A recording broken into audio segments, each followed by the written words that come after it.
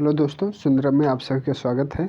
आज हम लोग मुगल कालीन चित्रकला से कुछ महत्वपूर्ण क्वेश्चन को किया जाता है। आइए देखते हैं।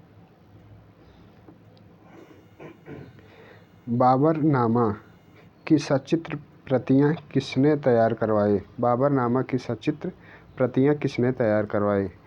शाहजहां हैं, जहांगीर हैं, अकबर हैं, औरंगजेब हैं।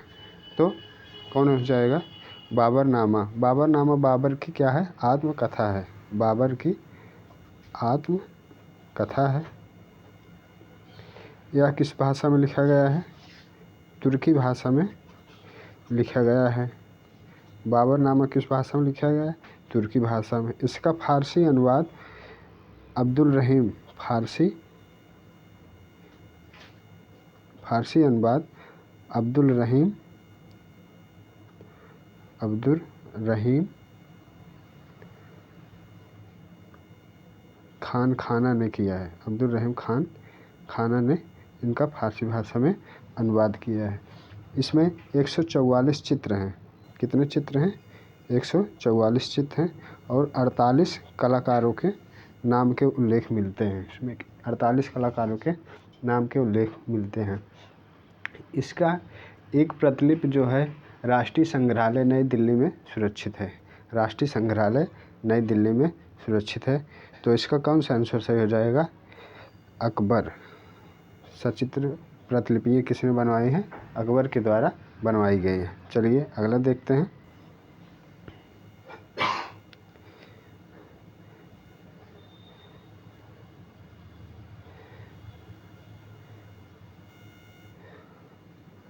बसली किस प्रकार के चित्रों के लिए प्रयोग में लाई जाती है? बसली किस प्रकार के चित्रों के लिए प्रयोग में लाई जाती है? तो बसली है क्या?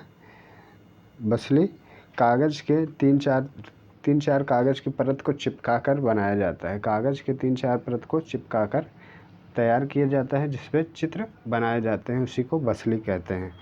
तो फ्रेस्को चित्रण से, कोलाज चित्रण से, लघु चित्रण में, बतिक चित्रण में। तो बसली किस प्रकार के चित्रों के लिए प्रयोग किया जाता है?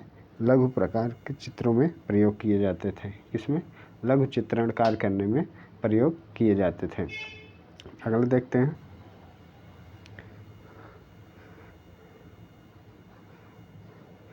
कलाकार सामंजस्य उत्पन्न करता है। कलाकार सामंजस्य उत्पन्न करता है रेखा द्वारा, रूप द्वारा, रंग द्वारा, ये सभी।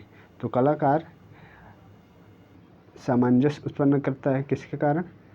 रेखा द्वारा भी करता है, रूप द्वारा भी करता है और रंग द्वारा भी। अर्थात इसका ऑप्शन नंबर डी सही हो जाएगा। ऑप्शन नंबर डी इसका सही हो जाएगा।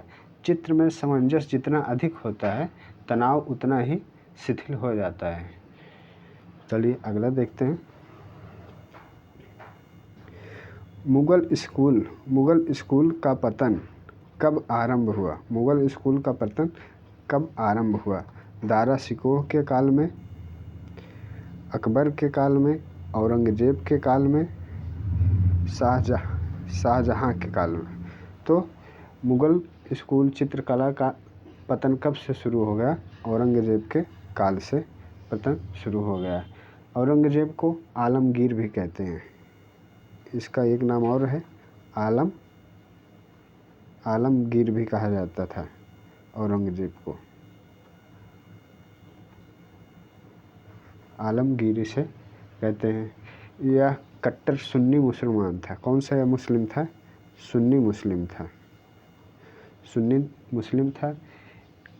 इसके कार्यकाल में चित्रकला, ये मतलब अपने इनके धर्म में चित्रकला को निषेध माना जाता था। यह चित्रकला के बहुत ही कट्टर विरोधी था। फिर भी इसके समय में कई चित्र प्राप्त हुए हैं। औरंगजेब का एक चित्र जो है युवा अवस्था की एक व्यक्ति चित्र है, जो कहाँ है? ब्रिटिश संग्रहालय में स्थित है। ब्रिटिश संग्रहालय में स्थित है। युवा अवस्था की एक व्यक्ति चित्र है औरंगजेब का, जो कि ब्रिटिश संग्रहालय में उपस्थित है। चलिए अगला देखते हैं। धार्मिक प्रतिबंध के कारण मुगल कला डैश बनाई गई। दरबारी, भावपूर्ण, धार्मिक, सामाजिक। तो कौन सी कला बनाई गई थी? दरबारी कला हो गई थी। कौन सी? ऑप्शन नंबर ए इसका सही हो जाएगा। या दरबारी कला हो गई। मुगल शैली दरबारी कला थी या यथार्थवादी थी। मुगल चित्रों में पुरुषों के सभी ज़्यादा बनते थे। पुरुषों के सभी ज़्यादा बनते थे। पुरुषों के सभी अधिक बनाए गए, जबकि नारी सभी का अभाव था। मतलब नारी का चित्रण बहुत कम ही किया गया है, जबकि पुरुषों का चित्रण बहुत ज़्यादा मात्रा में किया गया है। चलिए अगला देखते हैं।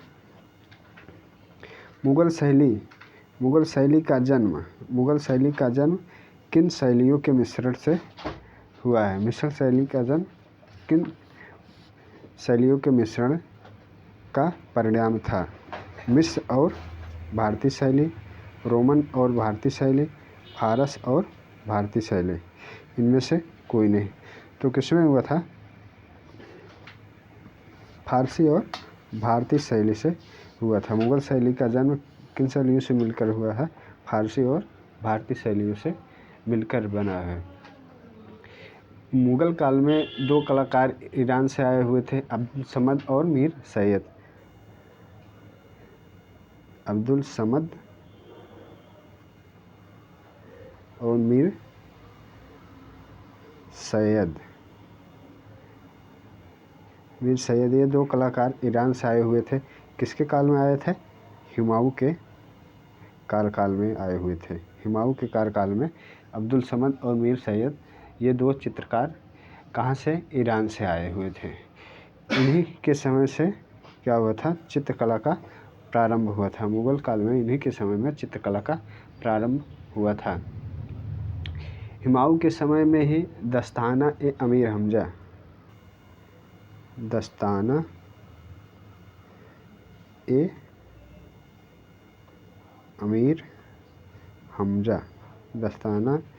अमीर हमजा जो है चित्रित करना प्रारंभ हुआ था, जबकि यह पूरा हुआ था अकबर के काल में। दस्ताना ए अमीर हमजा का चित्रण हुमायूं के कार्यकाल में शुरू हुआ था, जबकि पूरा इसे अकबर के द्वारा करवाया गया था। मुगल शैली का प्रारंभ हुमायूं के समय ही माना जाता था। मुगल शैली का प्रारंभ हुमायूं के समय माना जाता है। तो इसका करेक्ट आंसर कौन सा हो जाएगा? फारसी और भारतीय शैली। चलिए अगला देखते हैं।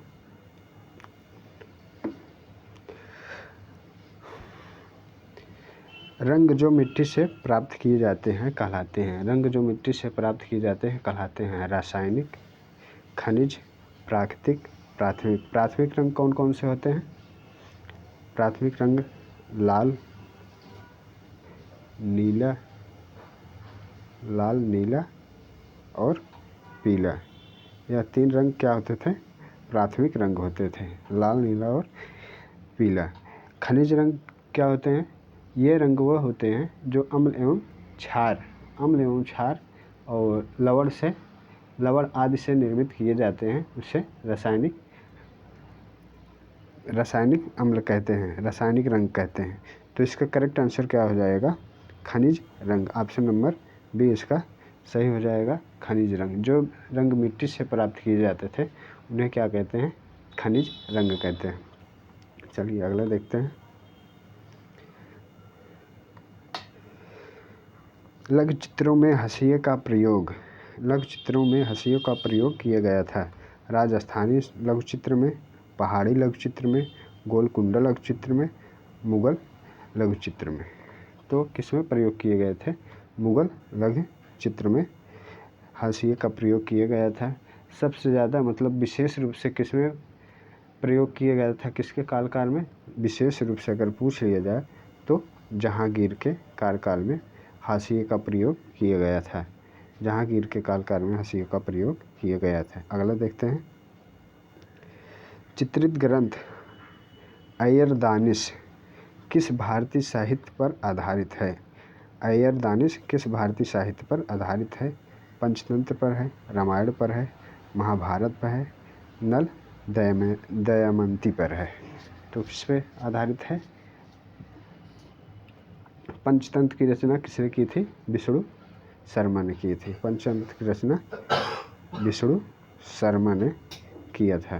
पंचतंत्र की रचना किसने की थी? विष्णु शर्मा ने किया है। विष्णु शर्मा कब किया था? तो यह 3री शताब्दी में किया था। कब? 3री शताब्दी में, ईसा पूर्व 3री शताब्दी ईसा पूर्व में किए थे। पंचतंत्र की रचना विष्णु शर्मा के द्वारा 3री शताब्दी ईसा पूर्व में किया गया था। तो इसका करेक्ट आंसर क्या हो जाएगा? पंचतंत्र। अगला देखते हैं। सचित्र पांडुलिपियाँ का सही क्रम चयन करें। सचित्र पांडुलिपियों का सही क्रम चयन करें। हजनामा, कालकाचार्य, प्रज्ञापारमिता, चौर पंचाशिका। कालकाचार्य, हजनामा, चौर पंचाशिका, प्रज्ञापारमिता। चौर पंचाशिका, कालकाचार्य, प्रज्ञापारमिता, हजनामा। प्रज्ञापारमिता, चौर पंचाशिका, कालकाचार्य, हजनामा। तो प्रज्ञापारमिता कब किया गया था? बौद्ध ग्रंथ है, जो कि प्रज्ञापारमिता क्या है? बौद्ध ग्रंथ है। कब किया गया था? यह 10वीं शताब्दी में किया गया था प्रज्ञापारमिता। और चौर पंचाशिका यह बिल्हड़ द्वारा रचित है, 11वीं शताब्दी में किया गया था। चौर पंचाशिका 11वीं शताब्दी में किया गया था। कालकाचार्य क्या है? जैन ताड़पत्री है, यह 15वीं शताब्दी में किया गया था। और हजनामा कब किया गया था? 16वीं शताब्दी में। तो 10वीं, 11वीं, 15वीं, 16वीं। ऑप्शन नंबर डी इसका क्या हो जाएगा? करेक्ट आंसर हो जाएगा। चलिए अगला देखते हैं। ईरानी चित्र में पराया रंग लाए जाते थे। ईरानी चित्र में पराया रंग लगाए जाते थे। हल्के, सपाट, जल रंग, पेस्टल रंग। तो किसमें प्रयोग किए जाते थे? सपाट प्रयोग किए जाते थे। ऑप्शन नंबर इसका क्या सही हो जाएगा? बी ऑप्शन नंबर करेक्ट किया जाए। सपाट रंग लगाए जाते थे। चलिए अगला देखते हैं।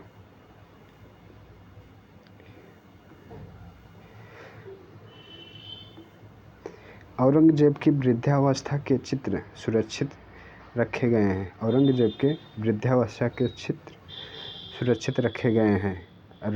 राज्य पुस्तकालय रामपुर में, वेस्टर्न संग्रहालय, शाही पुस्तकालय में, बौद्ध संग्रहालय में। तो औरंगजेब के वृद्धावस्था के चित्र कहाँ रखे गए हैं? राज्य पुस्तकालय रामपुर में। ऑप्शन नंबर ए इसका सही आंसर हो जाएगा। तो बस आज के लिए इतना ही। क्लास को लाइक एवं शेयर ज़रूर करें। धन्यवाद।